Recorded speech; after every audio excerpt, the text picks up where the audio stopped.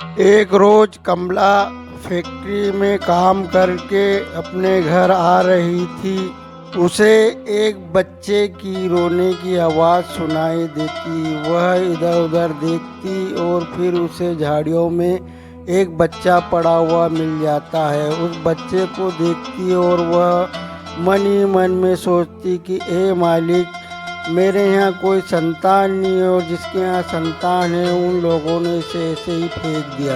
कमला की शादी 8 साल पहले ही हो जाती है दिनेश नाम के लड़के से, लेकिन उनके यहाँ कोई संतान नहीं थी।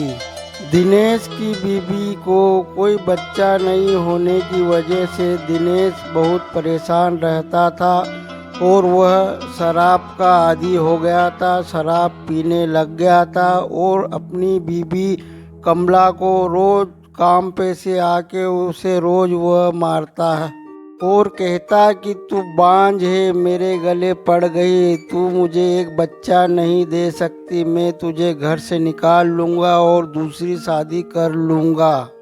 और फिर कुछ दिन के बाद दिनेश ने दूसरी शादी कर लेता है और उसे अपने घर ले आता है।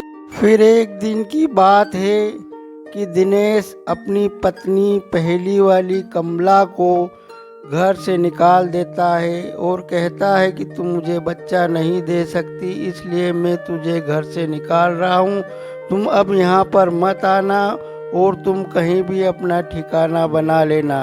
कमला घर से चली जाती है और फिर वह दूसरी जगह रहने लग जाती है और वहाँ एक फैक्ट्री में काम किया करती थी। एक दिन कमला फैक्ट्री से काम करके अपने घर की तरफ आ रही थी तो उसे एक बच्चे की आवाज़ रोने की सुनाई दे रही थी। वह देखती है, उसे एक बच्चा दिखाई देता है तो उसे बच्चे पर दया आ जाती है और वह बच्चे को अपने घर ले आती है। जब वो बच्चे को घर ले आती है तो बच्चा रात में रोने लगता है तो वह कमला बच्चे को बिटनी में दूध पिला देती है और बच्चा फिर आराम से सो जाता है। उस कमला को हर रोज एक एक बच्चा मिलते जाता है और कुल उसके पास 8 बच्चे हो जाती है। अब वह ईश्वर को मन ही मन में कोसती कि ए भगवान, तूने मुझे एक भी बच्चा नहीं दिया और तूने जिनको बच्चे दिए उन्होंने ऐसे ही बच्चों को जंगल में छोड़ दिए मरने के लिए। ए मालिक, मुझे भी एक बच्चा दे देते।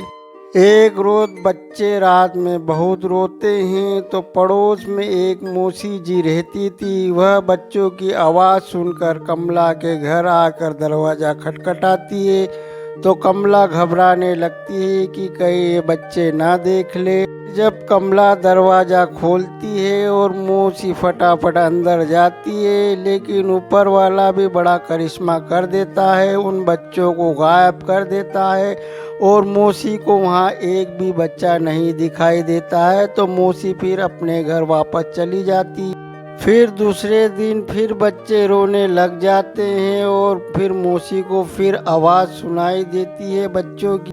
दूसरे दिन फिर मौसी आ जाती है और दरवाज़ा कमला खोलती है। कमला घबरा जाती है, लेकिन उस दिन मौसी को एक नहीं पूरे 8 बच्चे दिखाई देते और मौसी बच्चों को देखकर हैरान हो जाती है।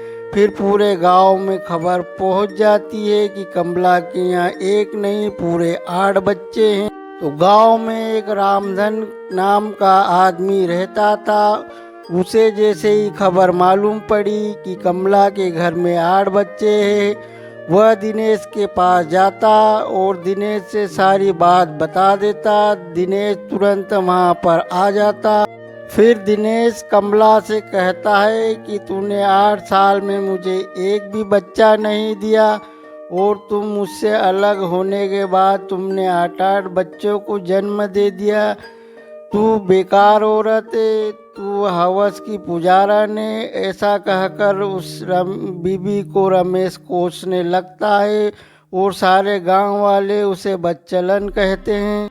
फिर रमेश कमला से कहता है कि मैं इन बच्चों को मार दूंगा, क्योंकि हमारे गांव की इज्जत का सवाल है, गांव में हमारी थू-थू हो रही है।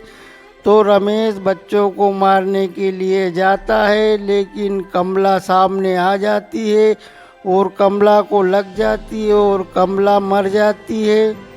फिर दिनेश कहता है सब गांव वालों के कि अच्छा चलो कमला ही मर गई है, हमें उससे छुटकारा मिल गया, अब हमें कोई भी परेशान नहीं करेगा। और जैसे ही कमला मर जाती है तो वे 8 बच्चे जोर जोर से रोने लगते हैं और उनके रोने से आंसू बहते हैं और आंसू इतने तेज बहते हैं कि पूरे गांव में बाढ़ आ जाती है। फिर गांव के लोग बाढ़ में डूबने लगते हैं। फिर अचानक आसमान से एक आवाज़ आती है कि तुमने कमला को बेकसूर ही मार दिया है, इसलिए तुम्हें अपने पापों की सज़ा मिलेगी।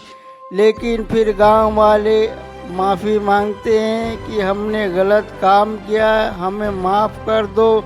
लेकिन फिर भी ऊपर से आवाज़ आती रहती है कि नहीं, तुम्हें मरना ही होगा। और गांव के लोग उस बाढ़ से सारे ही डूब के मर